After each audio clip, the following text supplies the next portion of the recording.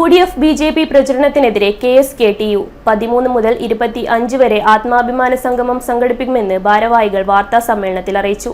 സാമൂഹ്യക്ഷേമ പെൻഷൻ വിതരണത്തിൽ രാജ്യത്തെ ഒന്നാം സ്ഥാനത്ത് നിൽക്കുന്ന സംസ്ഥാനമാണ് കേരളമെന്നും വ്യാജ പ്രചരണങ്ങളാണ് ഇരു മുന്നണികളും മുന്നോട്ട് വയ്ക്കുന്നതെന്നും ഇത്തരം നുണപ്രചരണങ്ങൾക്കെതിരെയാണ് സംഗമം സംഘടിപ്പിക്കുന്നതെന്നും ബന്ധപ്പെട്ടവർ അറിയിച്ചു.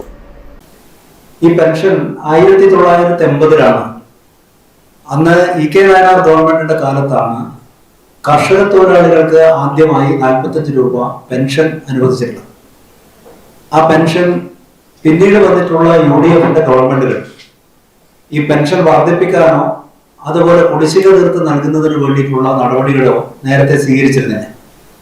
പിന്നീട് വന്നിട്ടുള്ള ഇടതുപക്ഷ ഗവൺമെന്റുകളാണ് പെൻഷൻ കാലോചിതമായി വർദ്ധിപ്പിക്കുകയും ഇപ്പോ ക്ഷേമ പെൻഷൻ എന്ന രീതിയിൽ 1600 രൂപയാണ് പ്രതിമാസ പെൻഷൻ ഇപ്പോൾ ലഭിച്ചുകൊണ്ടിരിക്കുന്നത്.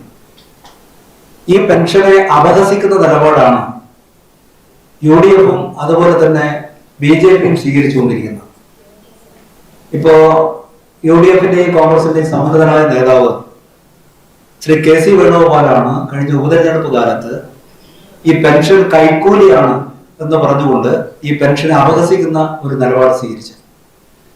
അതുകൊണ്ട് തന്നെ ഈ ക്ഷേമ പെൻഷൻ കൈക്കൂലി അല്ലെന്നും ഇത് ഏതാണ്ട് 1960 കാലഘട്ടം മുതൽ പാവപ്പെട്ടവർ അനവധിയായിട്ടുള്ള സമര പോരാട്ടങ്ങളിലൂടെ നേടിയെടുത്തൊരു അവകാശമാണ്, അത് ആത്മാഭിമാനമാണ് എന്ന രീതിയിൽ ആണ് ജനങ്ങളെ ബോധ്യപ്പെടുത്താനും അങ്ങനെയാണ് പെൻഷൻ വാങ്ങുന്നവരെ ഉൾപ്പെടുത്തിക്കൊണ്ടുള്ള വിപുലമായ പ്രവർത്തനങ്ങൾക്ക് ഇപ്പോൾ കർഷക തൊഴിലാളി യൂണിയൻ നേതൃത്വം കൊടുത്തുകൊണ്ടിരിക്കുന്നത്.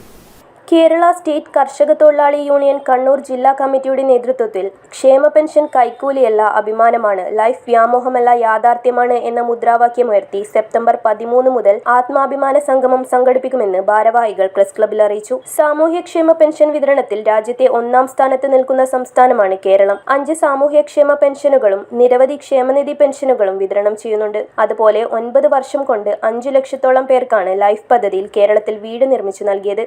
എന്നാൽ ഇവ രണ്ടിനെയും തകർക്കാൻ UDF BJP മുന്നണി ശ്രമിക്കുകയാണ്. ഇത്തരം നീക്കങ്ങൾക്കെതിരെയാണ് 13 മുതൽ 25 വരെ ജില്ലയിൽ 239 കേന്ദ്രങ്ങളിൽ ക്ഷേമ പെൻഷൻ ലൈഫ് ഗുണഭോക്താക്കളെ അണിനിരത്തി ആത്മാഭിമാന സദസ്സ് സംഘടിപ്പിക്കുന്നത്. വാർത്താ സമ്മേളനത്തിൽ ജില്ലാ secretary M Sreedharan, president K Damodaran master, joint secretary P Ramesh Babu, ജില്ലാ കമ്മിറ്റി അംഗം K വത്സല തുടങ്ങിയവർ പങ്കെടുത്തു.